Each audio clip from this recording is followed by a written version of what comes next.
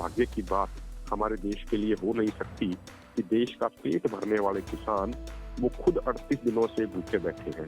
हमारे माननीय प्रधानमंत्री जी के पास समय है एक्टर एक्ट्रेस से मिलने का, कलाकारों से मिलने का। और पश्चिमी देश अपनी दादागिरी दिखाते हुए ये कहते थे कि हम समुद्र में अनाज फेंकना पसंद करेंगे लेकिन भारत को नहीं। क्या केंद्र सरकार सारी संवैधानिक संस्थाओं से ऊपर हो गई है? क्या वो किसी संवैधानिक संस्था की भावना को नहीं मानेगी? क्या वो किसानों की भावनाओं को भी नहीं सुन? आंदोलन जीतेंगे या फिर मरेंगे, ये उन्होंने स्पष्ट कर दिया था उस दिन।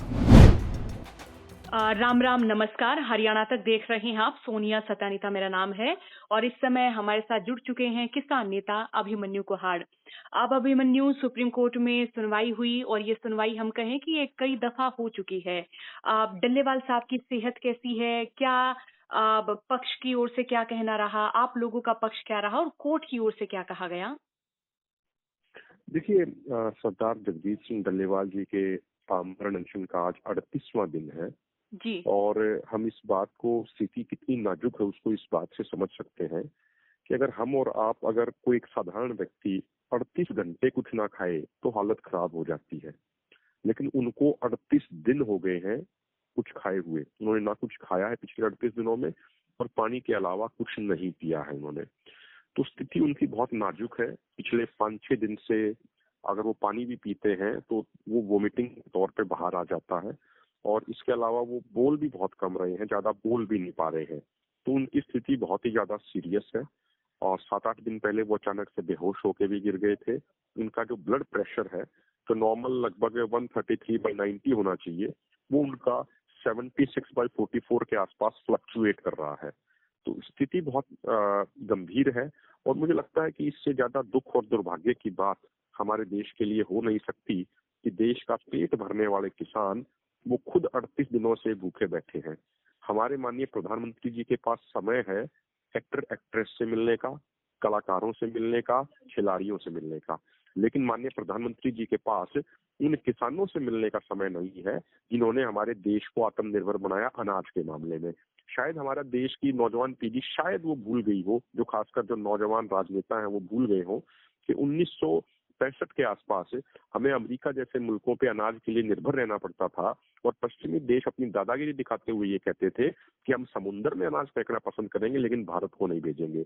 उसके बाद हरित क्रांति हुई, जय जवान जय किसान का नारा दिया गया।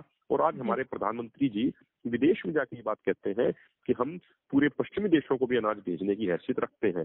तो हमारे प्रधानमंत्री जी जो इतने गर्व से ये बात कह पाते हैं, वो किसके कारण कह पा रहे हैं? किसानों की, खेती और मजदूरों की मेहनत के कारण। लेकिन आज उन्हीं को नहीं सुना जा रहा। और मैं कहूंगा ये हमारी मांगे नहीं है एमएसपी गारंटी कानून, ये वायदे हैं जो अलग अलग समय पे अलग अलग राजनीतिक पार्टियों ने हमारे साथ किए हैं। जहां तक बात माननीय सुप्रीम कोर्ट में सुनवाई की है, देखिए हमारी मांगे माननीय केंद्र सरकार से है।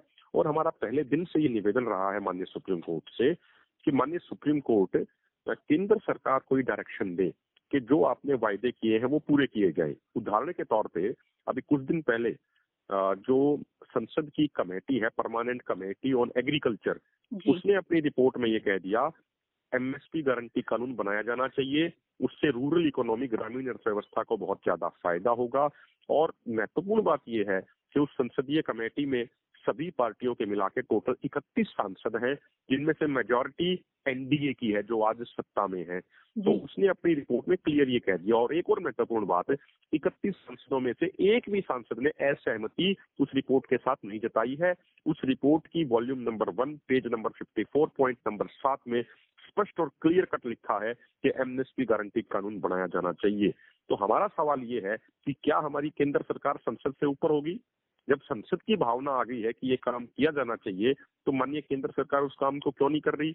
मुझे आज भी वो दिन याद है, 20 मई 2014 को, जब माननीय प्रधानमंत्री नरेंद्र मोदी जी पहली बार संसद में जा रहे थे। तो संसद में एंट्री करने से पहले वो सीढ़ियों पे नतमस्तक होकर लेट गए थे और उन्होंने कहा था कि मैं लोकतंत्र रूपी मंदिर के अंदर जा रहा हूँ, तो आज हम उनसे यही निवेदन कर रहे हैं, उसी संसद रूपी मंदिर की जो भावना है कि एमएसपी गारंटी कानून बनाया जाना चाहिए, वो भावना माननीय प्रधानमंत्री जी को स्वीकार करनी चाहिए। दूसरी तरफ माननीय सुप्रीम कोर्ट ने जो कमेटी बनाई है, उस कमेटी ने अपनी इंटरिम रिपोर्ट में कहा कि एमएसपी गारंटी कानून बहुत जरूरी है, लेकिन उनकी बात भी माननीय केंद्र सरकार नहीं मान रही है। तो क्या केंद्र सरकार सारी संवैधानिक संस्थाओं से ऊपर हो गई है? क्या वो किसी संवैधानिक संस्था की भावना को नहीं मानेगी? क्या वो किसानों की भावनाओं को भी नहीं सुनेगी? तो जो गंभीर प्रश्न है वो केंद्र सरकार के ऊपर उठते हैं। केंद्र सरकार को उन चीजों का जवाब देना चाहिए और बातचीत के माध्यम से सभी मुद्दों का हल करना चाहिए। डल्लेवाल साहब की सेहत को लेके अब ये भी तर्क दिया गया है कि पंजाब सरकार पहल करे, उनको अस्पताल में दाखिल कराए। तो इस बाबत डल्लेवाल साहब से आपकी कोई बातचीत हुई उनकी सेहत को लेके? देखिए देखिए सरदार जगजीत सिंह डल्लेवाल जी का क्लियर मत है बिल्कुल। उनका ये कहना है, उन्होंने माननीय प्रधानमंत्री जी को 2 चिट्ठी लिखी, माननीय उपराष्ट्रपति जी को चिट्ठी लिखी, उन्होंने माननीय सुप्रीम कोर्ट के जजों को चिट्ठी लिखी और उन चिट्ठियों में उन्होंने स्पष्ट कह दिया कि मेरी जिंदगी से ज्यादा महत्वपूर्ण उन 7 लाख किसानों की जिंदगियां थी जिन्होंने सरकारों की गलत नीतियों का, जो आज उनके बच्चे हैं, जो अनाथ हैं, उनकी जिंदगियां मेरी जिंदगी से ज्यादा महत्वपूर्ण है। इसलिए सरदार जगजीत सिंह डल्लेवाल जी मानसिक तौर पे तैयार होके इस आमरण अनशन को उन्होंने शुरू किया है और वो 7-8 दिन पहले जब मंच पे आए थे तो उन्होंने क्लियर कट ये बात बोली थी कि मैं कुर्बानी के रास्ते पे चल पड़ा हूँ। इस रास्ते की एक ही मंजिल है, या तो एमएसपी गारंटी कानून बनेगा, आंदोलन जीतेंगे, या फिर मरेंगे। ये उन्होंने स्पष्ट कर दिया था उस दिन और यही उनकी भावना है। तो सरदार जगजीत सिंह डल्लेवाल जी का क्लियर कट मानना है कि भाई किसानों के लिए अगर मुझे अपनी जिंदगी कुर्बान करनी पड़ेगी तो उसके लिए वो मानसिक तौर पे बिल्कुल तैयार है। एक बार ये भी एक नरेटिव, झूठा नरेटिव फैलाया गया कुछ लोगों द्वारा कि भाई जगजीत सिंह डल्लेवाल जी के आसपास के लोग उन पे दबाव बना रहे हैं अनशन जारी रखने के लिए या उनको बंधक बनाया हुआ है।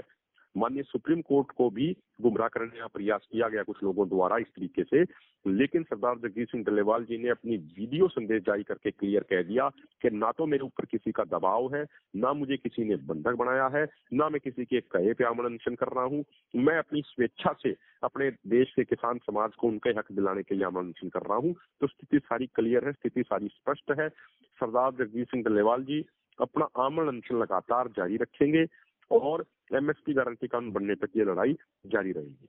अब सुप्रीम कोर्ट की ओर से जो जो दलीलें दी जा रही हैं या जिस तरह से लगातार आपकी बातें सुनी जा रही, तो आप संतुष्ट हैं? देखिए मुझे लगता है कि संवैधानिक संस्थाओं का सम्मान सबको करना चाहिए। जी। आज से 9-10 दिन पहले जब कुछ अधिकारीगण आए थे और उन्होंने ये कहा कि आप माननीय सुप्रीम कोर्ट की कार्रवाई में वीडियो कॉन्फ्रेंसिंग के माध्यम से जुड़िए, डल्लेवाल साहब ने उस पर सहमति दी। 2 बजे का दोपहर का टाइम रखा गया। 1 बजे सरदार जगजीत सिंह डल्लेवाल जी अचानक से बेहोश हो गए। 12 से 15 मिनट वो बेहोश रहे, लेकिन जैसे ही होश में आए तो उन्होंने सबसे पहली बात ये पूछी कि वीडियो कॉन्फ्रेंसिंग की क्या तैयारी चल रही है।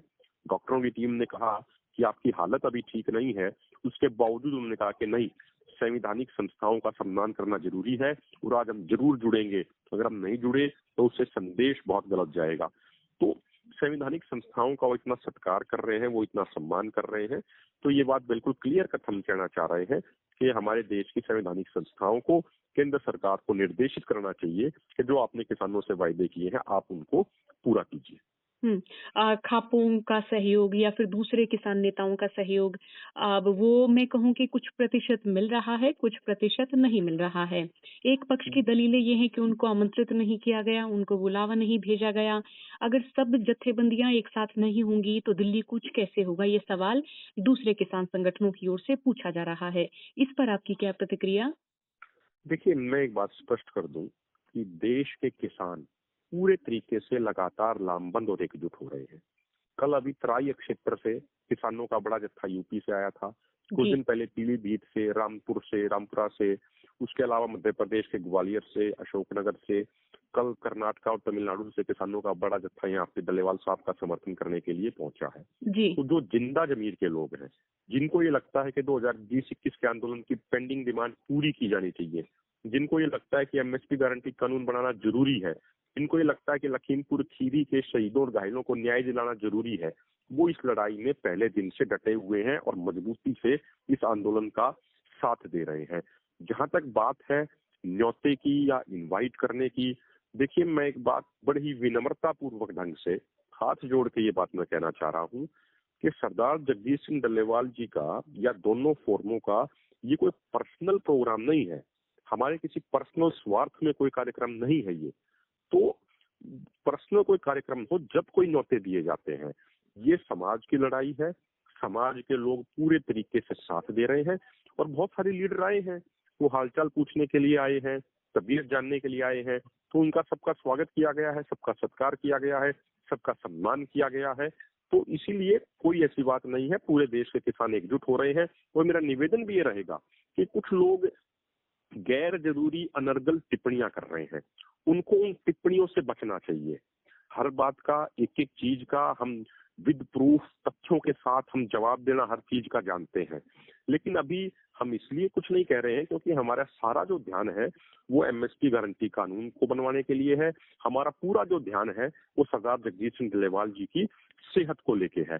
तो तमाम जिद्दा जमीर के लोगों को इस लड़ाई को मजबूत करना चाहिए और 4 जनवरी को सरदार जगदीश सिंह डल्लेवाल जी की भावना है, उनको ये महसूस होता है, जो डॉक्टरों ने भी कहा कि किसी भी समय कोई भी अनहोनी हो सकती है, इसलिए डल्लेवाल साहब चाहते हैं कि जिस किसान समाज की उन्होंने 44 साल सेवा की, जिस समाज के लिए उन्होंने अपनी जिंदगी के 44 साल समर्पित कर दिए, उस समाज के उन किसानों के वो दर्शन करना चाहते हैं। इसीलिए 4 जनवरी को सुबह 10 बजे से खनौरी किसान मोर्चे पे एक बहुत बड़ी लाखों किसानों की गैदरिंग रखी गई है, जिसमें जी। देश भर के किसान पहुंचेंगे और सरदार जगदीश सिंह डल्लेवाल जी उस दिन मंच पे आके अपना महत्वपूर्ण संदेश भी देश के किसानों के नाम देंगे। जी, बहुत-बहुत शुक्रिया आपका अभिमन्यु, बातचीत के लिए बहुत शुक्रिया आपका। बहुत